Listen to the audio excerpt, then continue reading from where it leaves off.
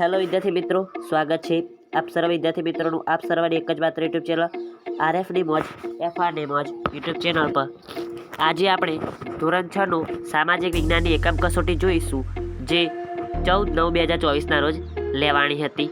Okay, પ્રકરણ 1, 2, 3, 9 અને 14 પ્રકરણનો સમાવેશ કરવામાં આવેલો છે. મોટાભાગના એમસીક્યુ છે અને બીજા બધા આકૃતિ અને એક માર્ક્સના પ્રશ્નો છે. બહુ ટૂંકનો જેવું કોઈ વસ્તુ પૂછાયું નથી. ઓકે, તોય જોઈ લઈએ. એમસીક્યુ શોધવામાં જ તમને બહુ તકલીફ પડે એવી મને લાગે છે, એટલા માટે બધા જ એમસીક્યુ સોલ્યુશન કરીને લખેલા છે અને મોટા પ્રશ્નોનું સોલ્યુશન પણ લખેલું છે. તમે પીડીએફ પણ ફ્રીના અંદર મેળવી શકો છો.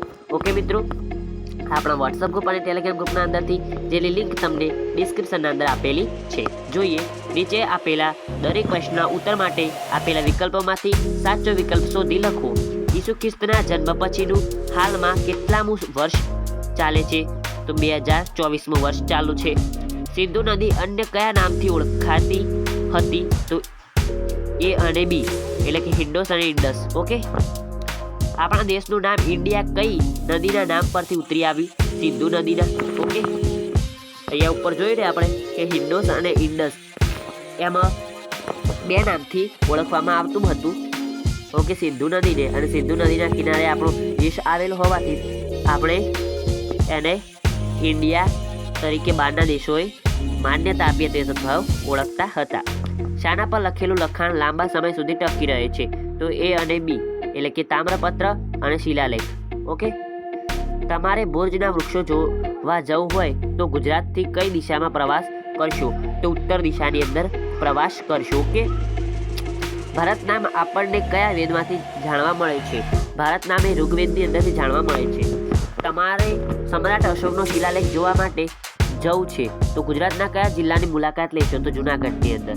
નીચેના પૈકી કયો સ્ત્રોત પ્રાચીન ઇતિહાસ જાણવા માટેનો નથી? તો ટપાલ એ પ્રાચીન ઇતિહાસ જાણવા માટેનો સ્ત્રોત નથી. ભોજપત્ર તામ્રપત્રના અભિલેખ છે, એના દ્વારા પ્રાચીન ઇતિહાસ આપણને જાણવા મળે છે.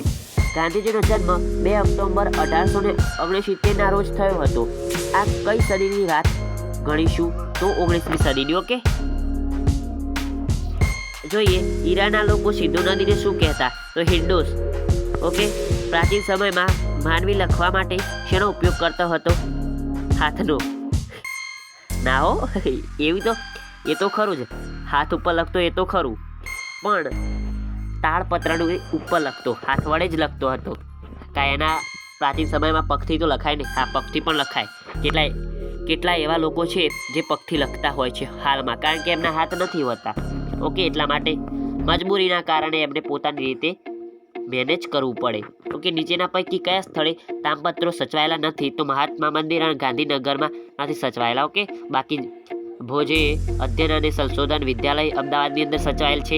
LD institute of Indology Navrangpura એના અંદર છે, અને શ્રી હેમચંદ્રાચાર્ય જૈન જ્ઞાન મંદિર એના અંદર પણ સચવાયેલા છે તામ્રપત્રો. ભારતમાં કઈ સદીના પંચમાર્કના સિક્કા મળી આવ્યા છે? તો ઈસુ પૂર્વ 5મી સદીના. ઓકે, જોઈએ, સિંધુ નદી ભારતની કઈ દિશામાં આવેલ છે? તો ઉત્તર પશ્ચિમ. બરાબર. જોઈએ, ગંગા નદીની આસપાસના ક્ષેત્રોમાં કેટલા વર્ષ પહેલા ઘણા બધા શહેરોનો વિકાસ થયેલો જણાય છે? 2500 વર્ષ. ઓકે, 25 એકલા નહીં, 2500 વર્ષ. ઈસવીસન એક કોના જન્મ પછીના વર્ષો છે? તો ઈસુ ખ્રિસ્તના. સાલવારીમાં એડીને બીજા કયા નામે ઓળખવામાં આવે છે? તો CE. ઓકે, નીચેનામાંથી કયું વિધાન સાચું છે તે શોધો. અભિલેખ પર લખાયેલ લખાણો લાંબા સમય સુધી ટકી રહેતા. ઓકે, તે સાચું છે. આગળ જોઈએ તો બીજું પ્રશ્ન છે, નીચે આપેલ દરેક પ્રશ્નના ઉત્તર માટે વિકલ્પોમાંથી સાચો વિકલ્પ શોધીને લખો. ગમે તે 5 વિકલ્પ તમારા શિક્ષક તમને આપશે. આદિમાનવો શિકાર કરવા માટે કયા હથિયારનો ઉપયોગ કરતા ન હતા? તો લોખંડના હથિયારોનો ઉપયોગ ન કરતા. હાડકાના અંદરથી બનાવેલા, પથ્થરના અંદરથી, લાકડાના અંદરથી. ઓકે, આદિમાનવ નદી કિનારે વસવાટ કરવાનું પસંદ શા માટે કરતા? તો આપેલ તમામ માટે. પીવાનું પાણી સરળતાથી મળી રહે તે માટે. પાણી પીવા અવારનવાર પ્રાણીઓનો શિકાર કરી શકાય તે માટે. જળચર માછલીઓ અને કાચબા જેવા ખોરાક મળી રહે તે માટે. આદિમાનવો કેવા સ્થળોએ વસવાટ કરવાનું પસંદ કરતા? તો ઉપયુક્ત ત્રણેય વસ્તુઓ મળી રહે એવા સ્થળોએ. સારા પ્રમાણમાં પથ્થરો મળી રહે એવા સ્થળોએ. પૂરતા પ્રમાણમાં લાકડા મળી રહે એવા સ્થળોએ. પર્યાપ્ત માત્રામાં પાણી મળી રહે એવા સ્થળોએ. આદિમાનવો શા માટે ભટકતું જીવન જીવતા હતા? તો શિકાર માટે. ઓકે, શિકાર માટે જ ભટકતું જીવન જીવતા હતા. ઓકે, પાણી તો તમને મળી જ રહે, એમને મળી રહેતું હતું. બાકી સી વિકલ્પ આપણે કરી શકીએ. ઓકે, સી વિકલ્પ A અને B પાણી માટે અને શિકાર બેના માટે. ઓકે, ભટકતું જીવન જીવતા હતા. આપણે સી વિકલ્પ રાખીશું, એ ચેકી દેજો. ઓકે, આદિમાનવ પથ્થરનો ઉપયોગ કઈ પ્રવૃત્તિ માટે કરતા ન હતા? તો મકાન બનાવવા માટે. જોઈએ, ભીમબેટકાની ગુફાઓમાંથી આશરે કેટલા ચિત્રો મળી આવે છે? 500 જેટલા. ભીમબેટકાની ગુફા કઈ નદીના કિનારે આવેલ છે? નર્મદા નદીના. આદિમાનવની સ્થાયી જીવનની શરૂઆત કઈ શોધને આભારી ગણાય છે? તો ખેતીની. અગ્નિની શોધથી આદિમાનવને કયા લાભ થયા? ડી, આપેલ તમામ. માંસ શેકીને ખાવા લાગ્યો. જંગલી પ્રાણીઓથી રક્ષણ મેળવવા લાગ્યો. ઠંડી સામે રક્ષણ મેળવવા લાગ્યો. ઓકે, આગળ જોઈએ. આદિમાનવોના સ્થાયી જીવનની શરૂઆતનો પ્રથમ સાથીદાર કોણ ગણાય? તો કૂતરો. ભીમબેટકાની ગુફાઓમાં જોવા મળેલ આદિમાનવની કઈ કલા આજે પણ જોવા મળે છે? તો ચિત્રકલા. આદિમાનવ ગુફામાં શા માટે રહેતો? તો આપેલ તમામ માટે. જંગલી પ્રાણીઓથી બચવા, ઠંડી અને વરસાદથી બચવા અને ખોરાકનો સંગ્રહ થઈ શકે એ માટે. આદિમાનવોના સમયને કયા યુગ તરીકે ઓળખવામાં આવે છે? તો પાષાણ યુગ. ઘાસના ક્ષેત્રોનો વિસ્તાર વધવાથી કયા પ્રાણીઓની સંખ્યામાં વધારો થયો હતો? તો તૃણાહારી પ્રાણીઓ. પ્રાચીન સમયનું ભારતનું સૌથી પ્રાચીન ગામ કયું ગણી શકાય? તો મેહરગઢ. ઓકે, પ્રશ્ન નંબર 3 નીચે આપેલ દરેક પ્રશ્નના ઉત્તર માટે આપેલા વિકલ્પોમાંથી સાચો વિકલ્પ શોધીને લખો. ગમે તે 3 પ્રશ્નો તમારા શિક્ષક તમને પૂછશે. આદિમાનવો અગ્નિનો શું ઉપયોગ કરતા? તો આપેલ તમામ માટે. માંસ શેકીને મેળવવા, પ્રકાશ મેળવવા, જંગલી પ્રાણીઓથી રક્ષણ મેળવવા. ઓકે, ભીમબેટકાની ગુફા કયા રાજ્યમાં આવેલ છે? તો મધ્યપ્રદેશ. મેહરગઢ પાસે મેહરગઢ માટે નીચેના પૈકી કઈ વિધાન સાચું નથી? તો મેહરગઢ હાલ ગુજરાત રાજ્યમાં આવેલ પ્રાચીન સ્થળ છે. ના, એક ખોટું છે. ઓકે, પ્રાચીન સમયમાં મેહરગઢને ભારતનું સૌથી પ્રાચીન ગામ ગણવામાં આવતું હતું. એ સાચું. આ પ્રદેશમાં લોકોએ જવ અને ઘઉંની ખેતી શરૂઆત કરી હતી. મેહરગઢમાંથી મનુષ્યની સાથે બકરીની દફનાવાના પુરાવા મળેલ છે. ઓકે, કઈ સભ્યતાને સિંધુ ખીણની સભ્યતા તરીકે ઓળખવામાં આવે છે? તો હડપ્પન સભ્યતાને. આદિમાનવો કેવું જીવન જીવતા?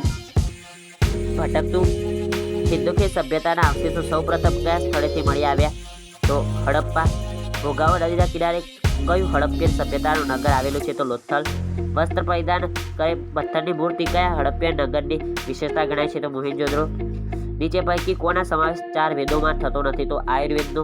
ઓકે, ઋગ્વેદ આવી ગયો, સામવેદ આવી ગયો, અથર્વવેદ આવી ગયો. ચોથો કયો વેદ રહી ગયો? યજુર્વેદ.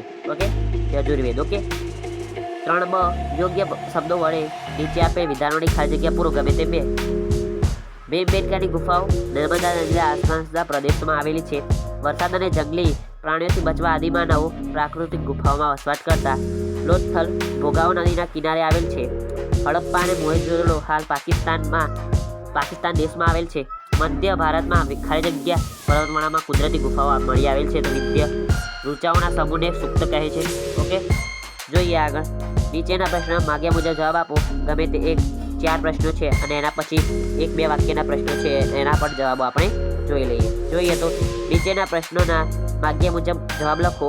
જો એક વર્તુળ દોરી તેમાં મુખ્ય અક્ષાંશ વૃત્તો દર્શાવો. તો આ દોરે છે કર્કવૃત્ત.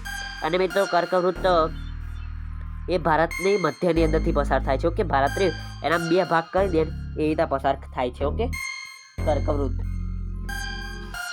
અને જે સૂર્ય મકરવૃત્તના અંદર પ્રવેશે ત્યારે આપણે શું ઉજવીએ છીએ? મકર સંક્રાંતિ. ઓકે, સમજાઈ ગયું ને? એક વર્તુળ દોરી મકર સંક્રાંતિ એટલે ઉત્તરાયણ. એક વર્તુળ દોરી મુખ્ય કટિબંધ દર્શાવો. કે તો આવી રીતે છે. આગળ જોઈએ આપણે.